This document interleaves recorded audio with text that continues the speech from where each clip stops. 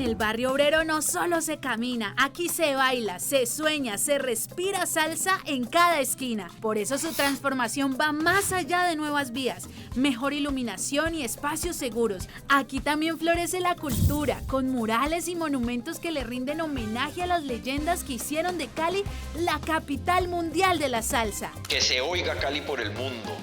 Alcaldía de Santiago de Cali.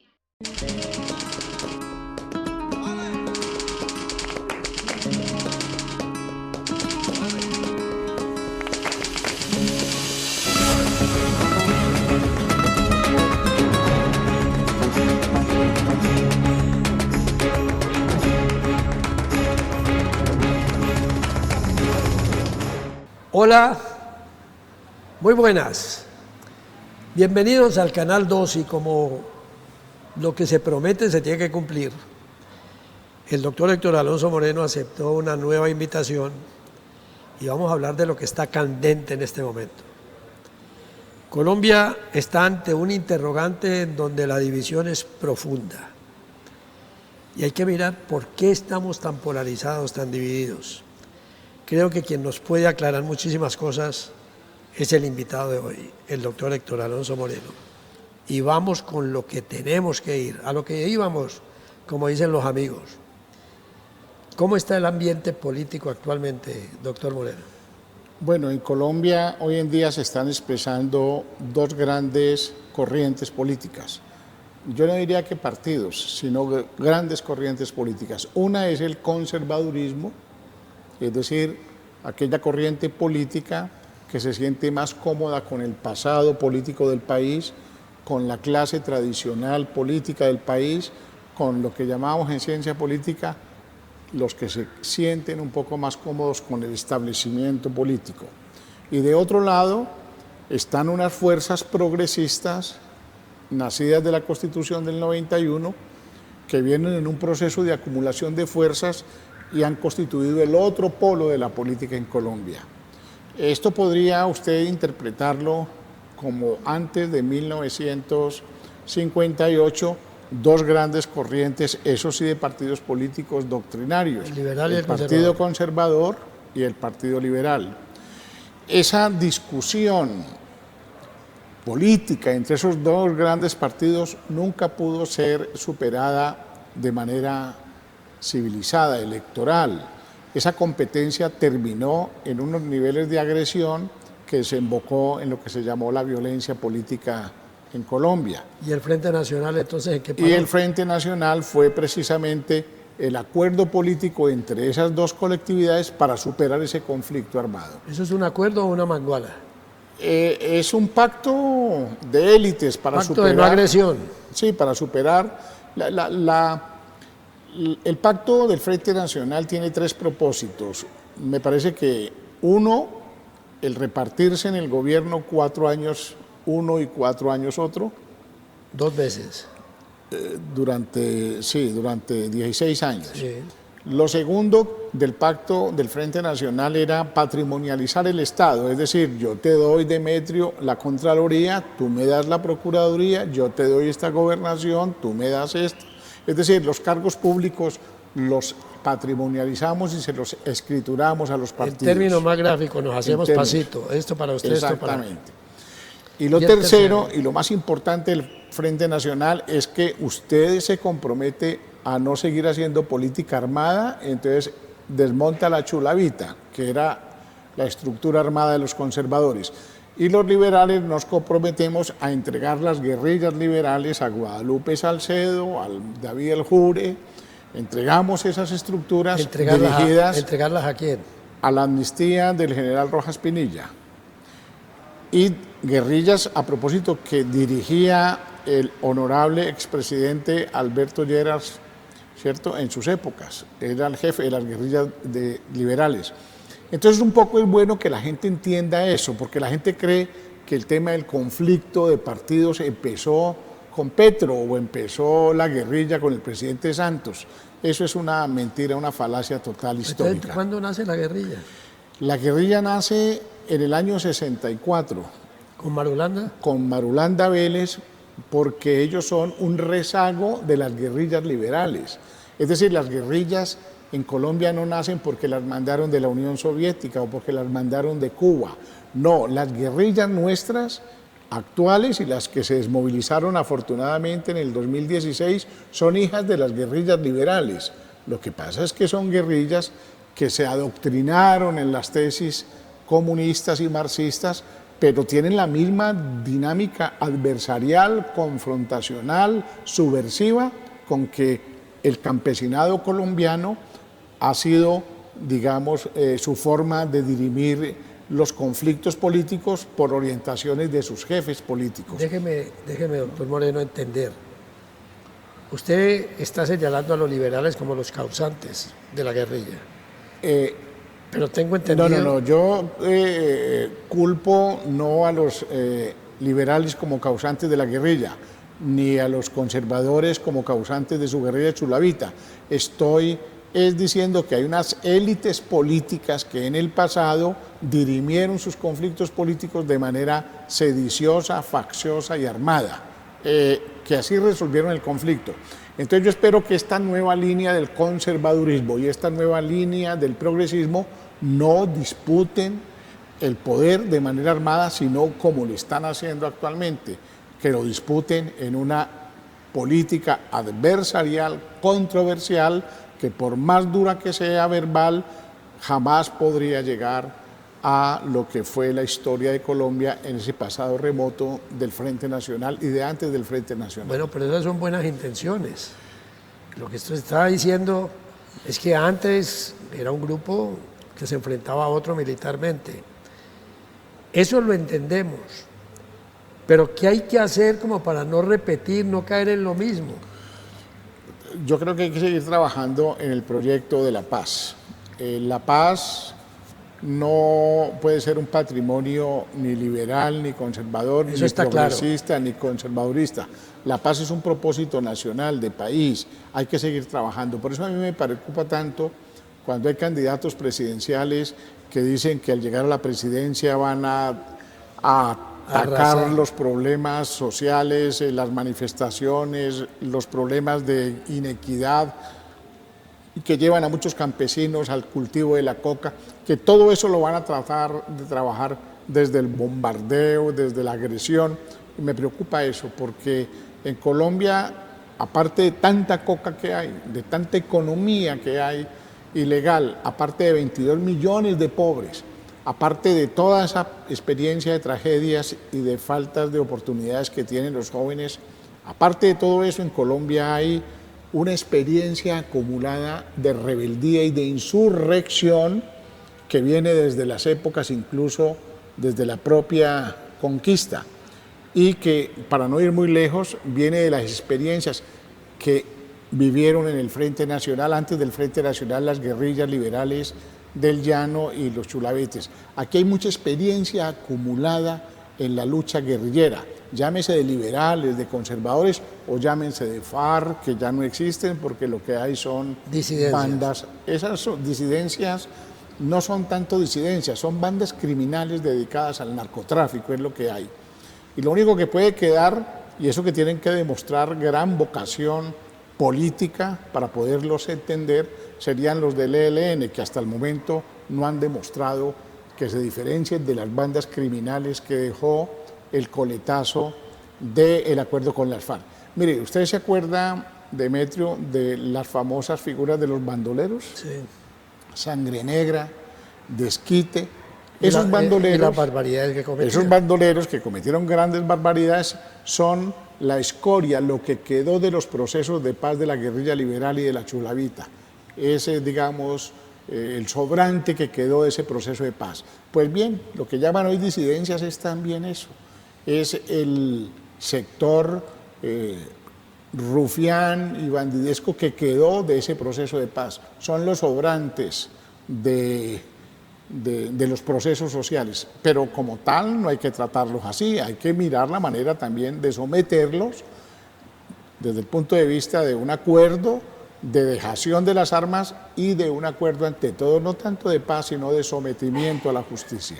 Doctor Alonso, Héctor Alonso Moreno, así le digo, doctor Moreno. Yo a usted lo escucho, pero me pongo en el pellejo de la otra orilla. Aquí hemos utilizado la palabra paz y cada uno la interpreta a su manera. Juan Manuel Santos fue el único que aceptó la guerrilla, porque eran ellos los que escogían con quién dialogar. Y al encontrar, digamos, cierto aislamiento del doctor Santos con Uribe, vamos a hablar con este señor y listo. Pero la persona, el colombiano del común, se pregunta, ¿qué es la paz? El colombiano quiere vivir tranquilo, el colombiano quiere vivir sin desasosiego, el colombiano quiere vivir con dejar la ansiedad, con cierta tranquilidad. ¿Cómo define usted la paz? Porque es todo lo que buscamos, pero con esa palabrita hacemos y deshacemos. ¿Qué es la paz para usted, doctor Moreno? La paz es la capacidad que podemos nosotros entregarle a una sociedad para que resuelva sus conflictos de manera dialogada. ¿Quién la va a resolver? ¿La comunidad? La sociedad.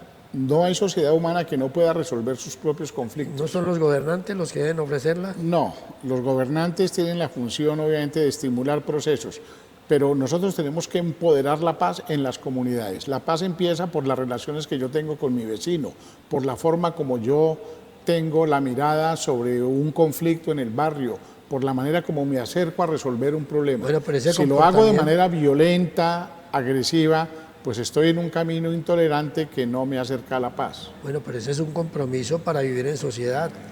Pero es que el colombiano cree que la paz es para salir de pobre, es para vivir tranquilo, para acabar con tanta violencia. La gente en la paz puede construir sus proyectos, puede avanzar. ¿Pero qué, una paz interior, dice usted? No. La paz interior se la dejamos a los curas, a la iglesia y demás. Aquí estamos hablando de la paz que tiene que ver con la justicia social, con el mundo de las oportunidades, con la posibilidad de construir su proyecto de vida sin que sectores diferentes puedan estarlo agrediendo o impidiendo. Construir, ¿no?, el proyecto de vida, la sociedad. La sociedad y los individuos. Independientemente del gobierno. No, es que el gobierno tiene que jugar un papel de entregar todos los instrumentos necesarios para que la sociedad pueda en paz hacer sus proyectos empresariales, de vida, individuales, profesionales. Es decir, el gobierno tiene que garantizar que todos los colombianos podamos en igualdad de oportunidades crear nuestro propio proyecto de vida económico, empresarial y, si se quiere, también afectivo y amoroso. ¿Por qué critican tanto al gobierno de Petro si Petro se acordó de los invisibles, de los que antes no tenían cabida? Bueno, yo puedo decirte que, sin hacer proselitismo, la sociedad va a recordar mucho a Petro. Lo van a recordar mucho porque hizo un gobierno social al servicio de los más pobres. Eso ni siquiera lo pueden negar los empresarios. Los empresarios, fíjate tú, están el gobierno, con él. Claro, fíjate tú, el gobierno de Petro es un gobierno que permitió que los empresarios fueran más ricos. Así lo han dicho los Gilinski. No, y la economía ha mejorado. La economía ha mejorado, ha avanzado, pero también, obviamente, ha avanzado mucho la reducción de la pobreza, la inequidad, se le ha entregado tierra a los campesinos, se ha entregado salario a los soldados de la patria, se les ha entregado recursos importantes a varios sectores sociales, como por ejemplo los adultos mayores, las madres cabeza de familia y demás. Es decir, ha habido unos compromisos sociales que la gente va a recordar con cariño al presidente. Pero ha habido un problema. La clase política, la vieja clase política, que asaltaba el Estado, que tenía como misión histórica apropiarse de lo público y del Estado, ha perdido en este gobierno. Y entonces eso parece que es parte de la gran contradicción que hay, de la gran pelea. Yo auguro que las próximas elecciones por el poder político local de alcaldías y gobernaciones va a ser una disputa muy fuerte entre las fuerzas del progresismo y las fuerzas del conservadurismo, o sea, los clanes políticas de la Char en el Atlántico, de Dilian Francisca y un sector muy grande aquí en el Valle del Cauca, y por supuesto del Centro Democrático y Fico en el viejo Caldas y en Antioquia, y eso se va a encontrar con grandes contradicciones de un magma que avanza fuerte Y si en el espejismo de la gente que están perdiendo los derechos adquiridos en el gobierno de Petro, la fatalidad en lo local para esos partidos del conservadurismo, yo creo que está cantada que van a ser derrotados. Pero no existe, perdón, ningún riesgo, un peligro, porque las diferencias están muy estrechas. Están casi que un voto finish. No, a mí me parece muy bueno que estén las disputas políticas No, porque cercanas. siempre va a haber una división y una polarización. O sea, al día siguiente van a quedar 10, 11 millones en contra del presidente. Las sociedades superan eso. Mire, las elecciones norteamericanas, si bien es cierto, no son elecciones por mayoría absoluta, sí son por colegios electorales. Sí. Pero siempre, fíjate que los números son casi iguales. Hay un bipartidismo con dos grandes fuerzas, que es el Partido Republicano y el Demócrata. Lo mismo en España, el Partido Socialista Obrero Español y el Partido Popular mantienen fuerzas muy cercanas, los dos grandes bloques. Está ocurriendo ahora en el Perú, ahí lo estamos viendo en la disputa del presidente. De tal manera que yo no veo esa polarización mala, la veo buena. Lo que me preocupa es que la polarización no sea adversarial y controversial, sino que llegue a actos criminales de atentados y desate procesos armados, que eso sí sería fatal. Pero la polarización me parece bien, la política es adversarial, es controversial, y me parece que entre más equilibrio haya, más responsabilidades debe tener con el país y con la nación la fuerza que gane, porque tiene que contar ese resto. Mira, aquí hay 10 millones del lado de Petro y hay otro tantos de millones del lado de Abelardo. Y el país está en la mitad. Entonces yo sí llamo la atención de que si gana Cepeda tiene que plantear un acuerdo nacional para incluir a todo el mundo en el rediseño de la política en Colombia. Y si es al lo revés, mismo Abelardo, por más cosas agresivas que diga, el tigre que me va a comer a todo el mundo, cuando llegue al poder, si llega, pues tendrá necesariamente que, como un hombre de Estado, pensar en toda la sociedad y olvidarse de esos discursos de campaña de destripar y no sé qué. No, ser serio, sensato, mirar que no puede jugar con candela, porque aquí hay mucha pólvora regada y cualquier imprudencia de cualquier sector que gane la presidencia puede recordarnos viejas épocas en las que ha vivido el país. Ya regresamos con Arabescos. El centro de Cali está viviendo una transformación histórica. En lo que se conocía como el Calvario, San Pascual y Sucre, se construye una nueva terminal del Mío pensada para conectar a miles de caleños. Un espacio moderno con energía renovable, cicloparqueaderos, zonas comerciales y nuevas unidades habitacionales. Más movilidad, más oportunidades y un centro que vuelve a brillar para todos. Que se oiga Cali por el mundo. Alcaldía de Santiago de Cali.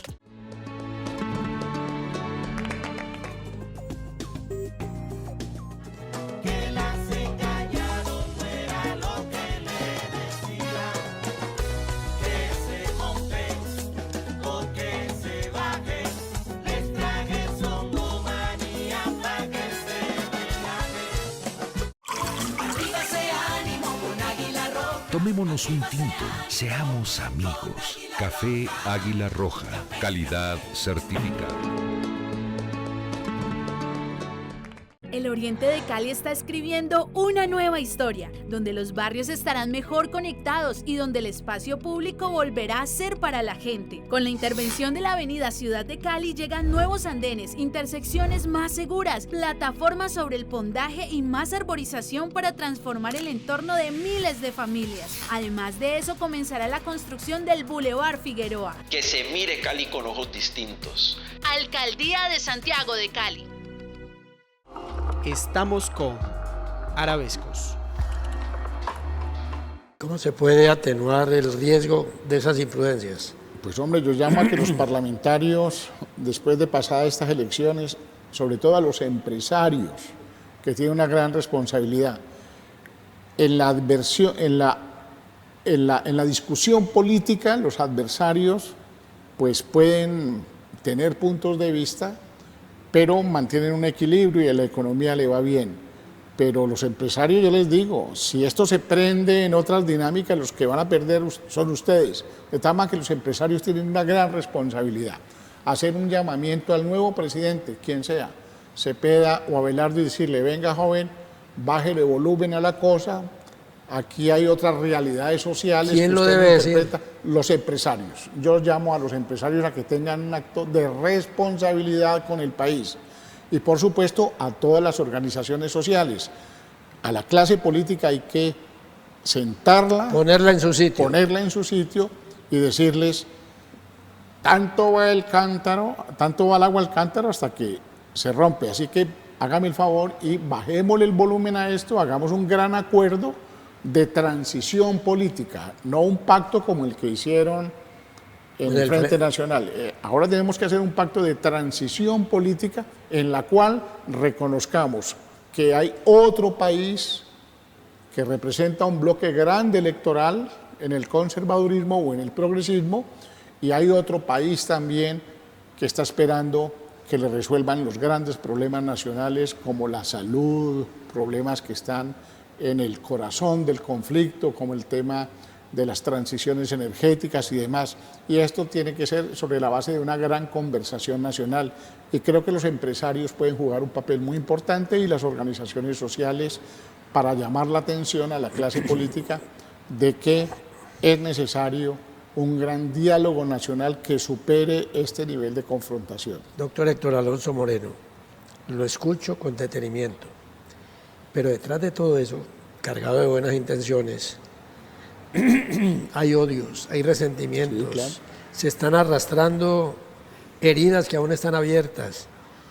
Usted es de los que piensa que hay que hacer, pero no cuenta con la voluntad de los que tienen que hacer por el llamado que hagan los gobiernos. Yo hablo mucho con política, todo el mundo pues tiene sus opiniones diferentes. No, le pero lo que pregunto. tú dices es muy importante. La gente está votando con odio. Uno habla con empresarios, amigos, hablo con académicos, con gente del común, y se le nota un odio Rabia. sobre el otro y una rabia. Y entonces uno le pregunta, ¿pero a usted le da rabia de que hayan subido el salario mínimo al 43% durante todos los 4 años? ¿A usted le da rabia que los viejitos de 80.000 pesos hayan pasado a 230.000? ¿A usted le da rabia la matrícula cero en las universidades? ¿A usted le da rabia que le hayan entregado 250.000 hectáreas de tierra a los campesinos? ¿Usted tiene odio porque los médicos residentes tienen un salario mínimo? ¿Usted tiene odio contra un gobierno que le entregó un salario mínimo a los soldados de la patria?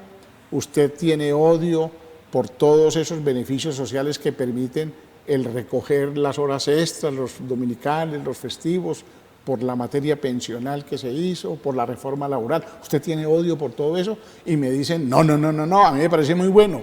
Entonces yo le digo, entonces, ¿cuál es tu odio? Ah, no, es que a mí no me gusta Petro. No, y así es.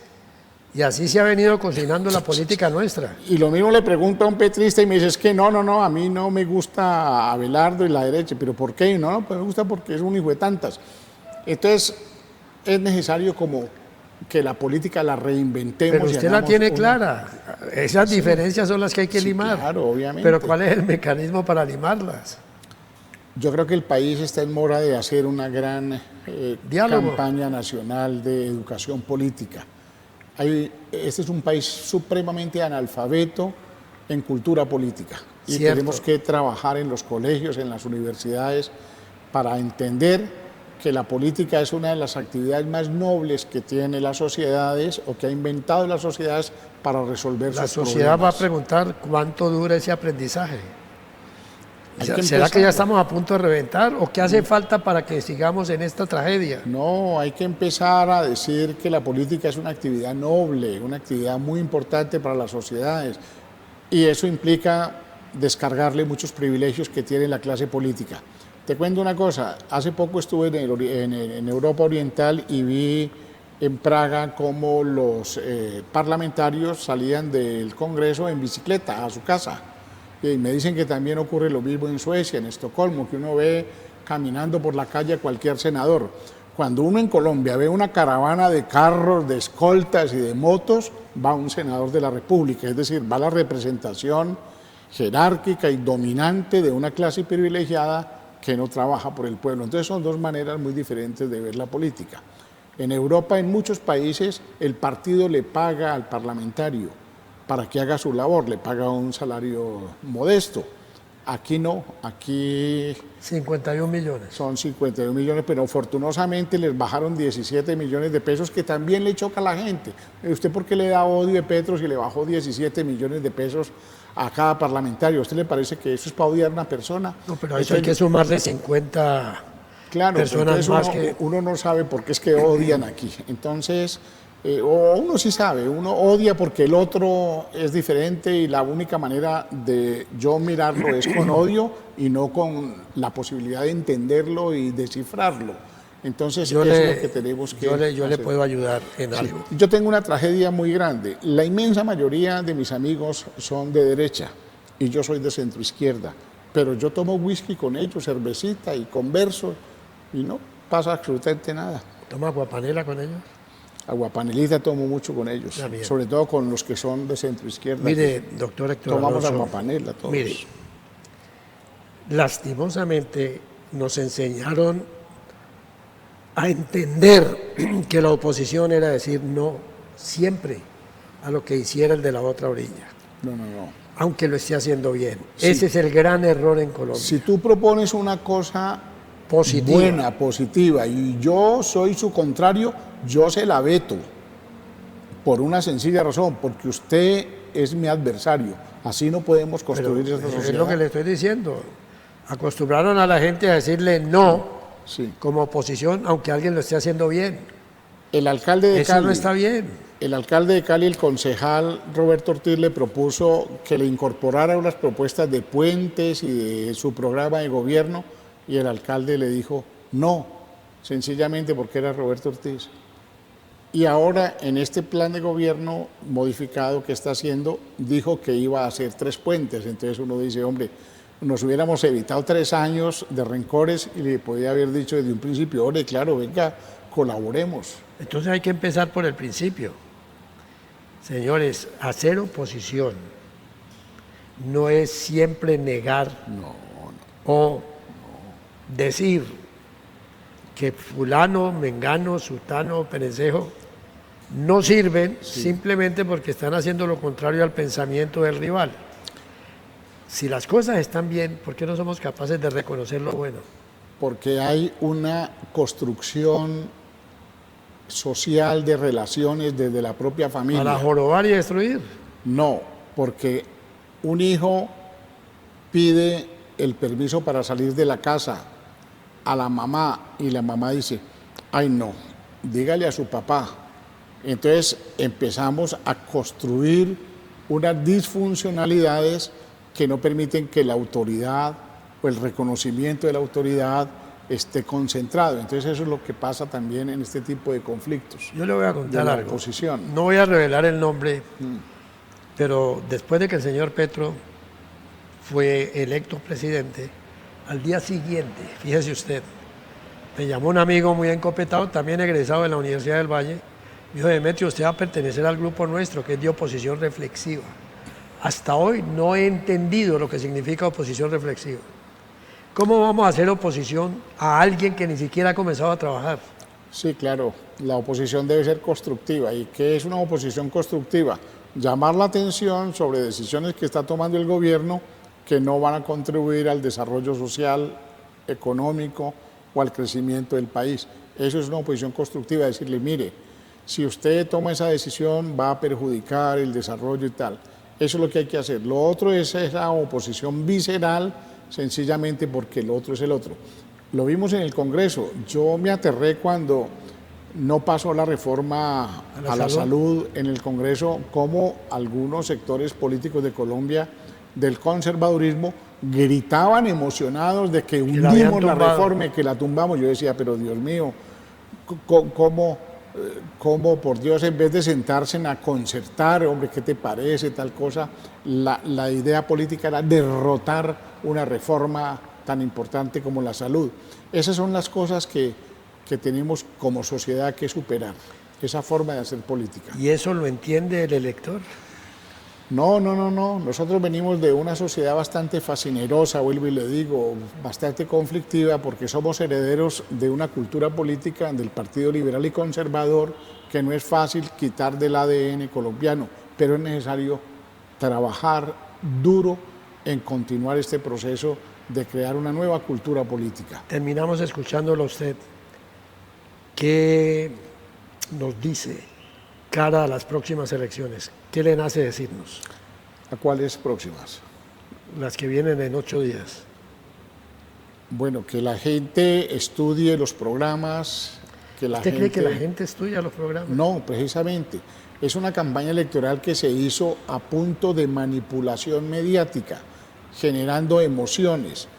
Es decir, la política no es racional. Es emocional. Es emocional. Y los mensajes, para eso existen los analistas y los politólogos y los expertos en marketing político, para posicionar un sentimiento que por lo general es de odio y de bronca contra el otro. Yo me he puesto a estudiar un poco y analizar los mensajes que envían los candidatos presidenciales, y hay uno cargado de un odio y de una posibilidad de aniquilar al otro, de agresión, que es lo que está cultivando en la mente y en el corazón de la gente. Esos lenguajes, candidatos presidenciales, allá en los barrios pueden terminar en grescas por no medir las consecuencias de lo que dicen. Queremos oír programas, propuestas de gobierno, pero aquí lo que estamos viendo... Hoy no estamos usando los programas, estamos cruzando ofensas, a ver cuál es el lado flaco de cada uno. A 8 días de acabarse en estas elecciones, cada uno sacó su expediente, el expediente criminal y mafioso que tiene el señor supuestamente Abelardo, que lo colocó Cepeda en un denuncio ante la Corte Penal Internacional, y del otro lado, pues esa vieja cantaleta de que él es un guerrillero y que no sé qué. En esa lógica se disputó este proceso electoral. Qué lástima que hayamos terminado así. Señores, qué grato fue hablar con el doctor Héctor Alonso Moreno, politólogo en mayúscula. De verdad, muchas gracias por habernos abierto la cabeza para conocer un poquito más el desarrollo político. Por hoy nos vamos. Hasta el próximo programa. Que tengan una feliz tarde.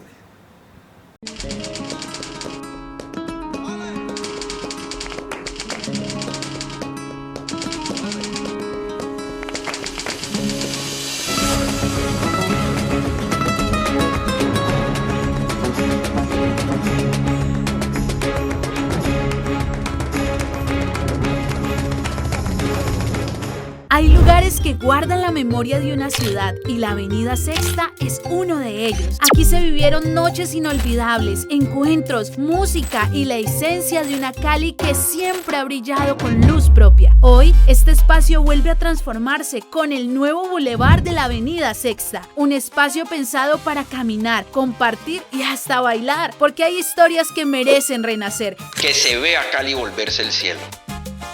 Alcaldía de Santiago de Cali.